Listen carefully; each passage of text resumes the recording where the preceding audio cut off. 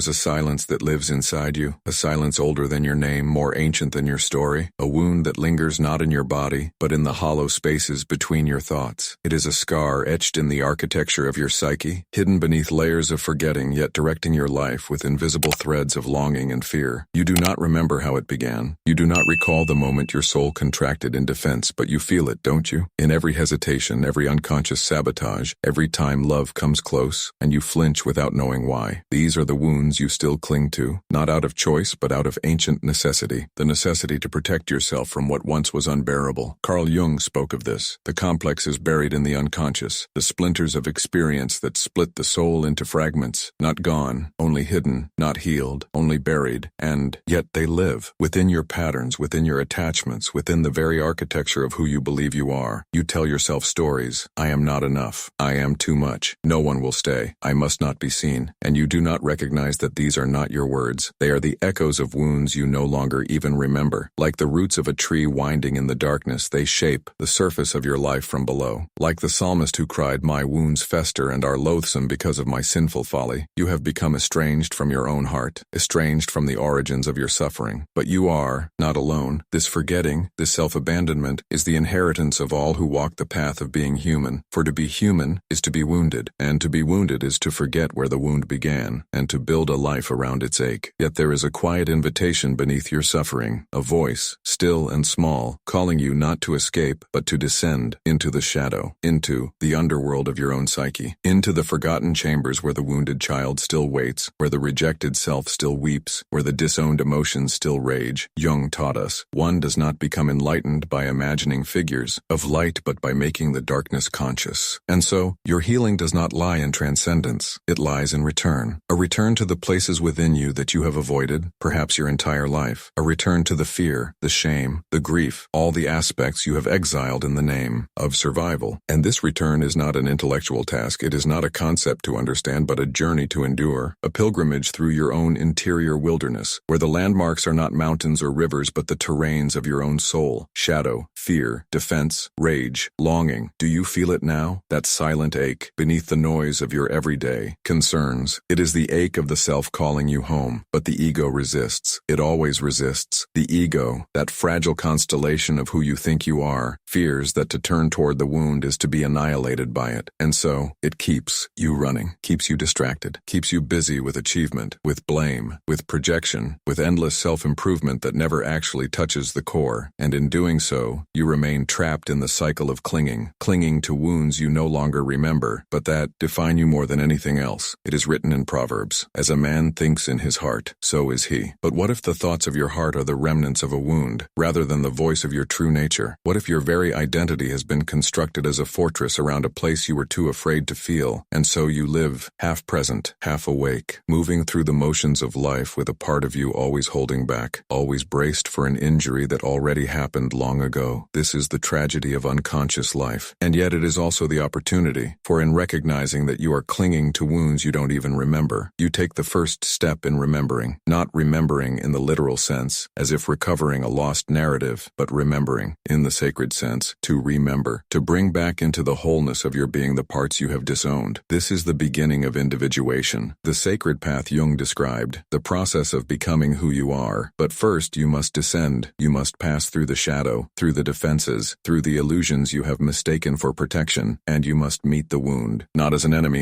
but as a teacher. The Psalm says, "The Lord is close to the brokenhearted and saves those who are crushed in spirit." Perhaps then, it is in your very brokenness that grace draws near. Perhaps the wound you have spent your life avoiding is the very portal through which your healing will come. But this is no sentimental idea. It is a terrifying confrontation. To meet the wound is to feel again what you once had to numb, to encounter the helplessness, the terror, the grief, and to let it move through you, rather than controlling you from the shadows. The unconscious seeks to be made conscious. The disowned parts of your psyche long to be welcomed back into the home of your being, and when you dare to turn toward them, not to fix them, not to banish them, but simply to be with them, you begin the alchemy of the soul. Jung called this the union of opposites, the reconciliation of light and shadow, of conscious and unconscious, of the known and the unknown within you. And it is here, in this terrifying, beautiful confrontation, that you stop clinging, not because the wound has disappeared, but because you have stopped identifying with it. You are not your wound. You never were. You are the one who carries the wound. You are the one who now has the choice to carry it differently, with compassion, with awareness, with dignity. This is the transformation that awaits you, not the erasure of your pain, but its integration, not the forgetting of your suffering, but its sanctification. And so you walk forward, one breath at a time, deeper into the interior night, where no maps exist and no external authority can guide you. This is the descent into your own unconscious, the sacred valley of shadows that all must enter alone. Like Jacob wrestling with the angel in the dark, you too must confront the unknown forces within you, forces that seem foreign, yet are yours, forces you have rejected, yet have always sought your attention. You will be tempted to turn back. The mind will whisper, "This is unnecessary. You've survived this long." But survival is not the same as life. And your soul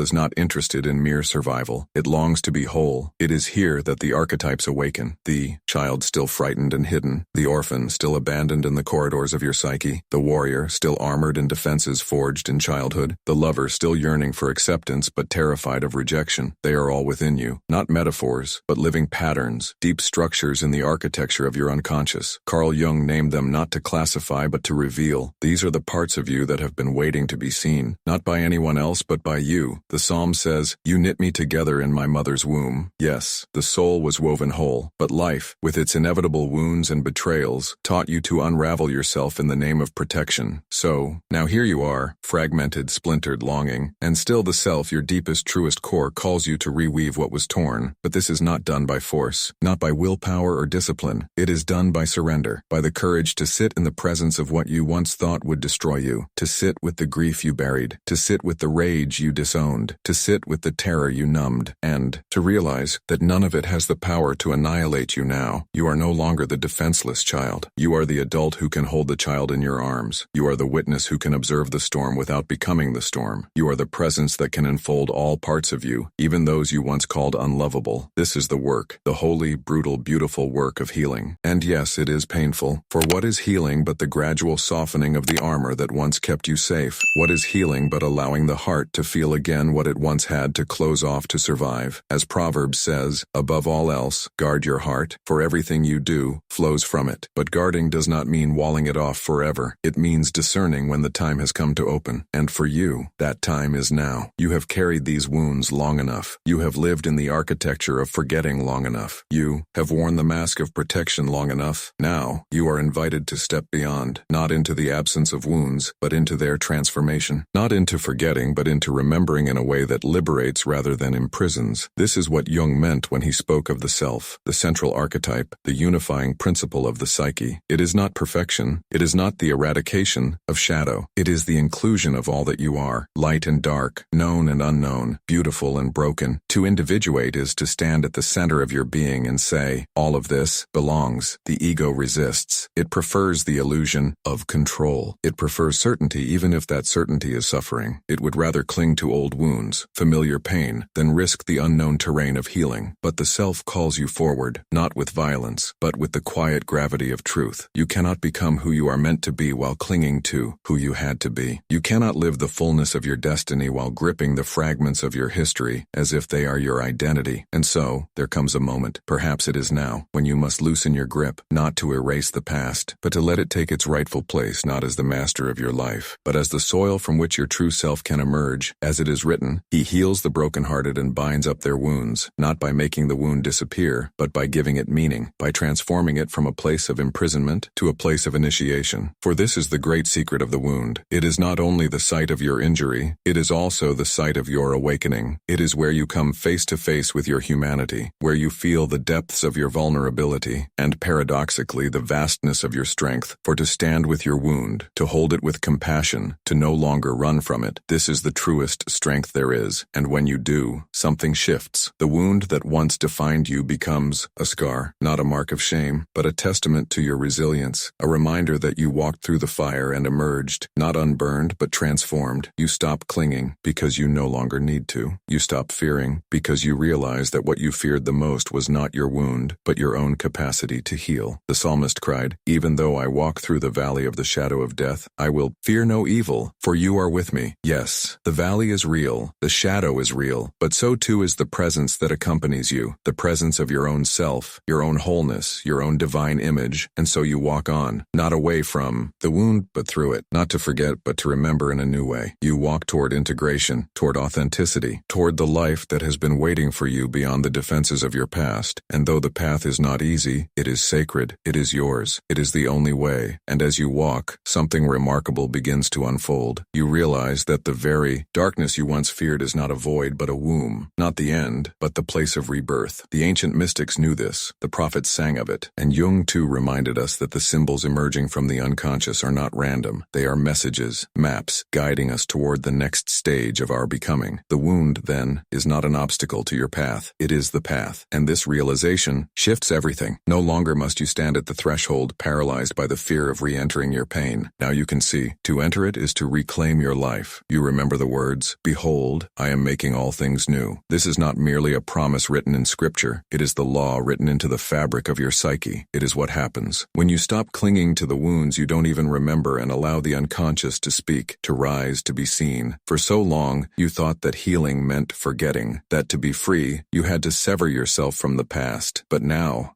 true freedom is not severance but integration. It is the bringing together of all that was once scattered, the weaving of all that was once torn apart. You begin to see your life differently, not as a series of mistakes or failures, not as a record of betrayals and injuries, but as a myth unfolding, a sacred story with every wound a chapter, every scar a sentence written by a force greater than your fear. The moments when you felt abandoned, they taught you the longing for connection. The times when you were betrayed, they forged within you a yearning for truth. The days you thought you would not survive, they baptized you in the knowledge of your own resilience. The psalm says, "Deep calls to deep." Yes, the deepest part of you has always been calling out, longing not for superficial comfort, but for the radical, soul-shaking embrace of wholeness. And now you are answering. Slowly, gently, with trembling hands, you begin to gather the parts of yourself you left behind, the child you silenced, the rage you feared, the longing you mocked, the tenderness you denied. You gather them, not as burdens, but as sacred companions, and with each part reclaimed, you notice something subtle but profound. The grip loosens, the patterns that once held you captive begin to soften, the fears that once dictated your choices begin to quiet, the compulsions that once drove you begin to lose their power. You are not erasing the wound. You are not pretending it never happened. You are not bypassing your pain. You are transforming it, by witnessing it, by holding it, by loving it. And in this process, you become something new, or perhaps, you finally become who you have always been beneath the layers of defense. This is the paradox Jung pointed to. That wholeness is not achieved by adding something to yourself, but by uncovering what was hidden, exiled, denied. And so you stand, here now, not healed in the way the world defines it, not free in the sense of being untouched by suffering, but awake, present, real. The self, that great, mysterious center of your being, is no longer an abstract idea or a distant ideal. It is the ground beneath your feet, the breath in your lungs, the quiet strength in your chest. You realize that you no longer need to cling to those old wounds because they no longer define you. They have become part of your story, but they are no longer the authors of your life. As the proverb says, "Though the righteous fall 7 times, they rise again." And you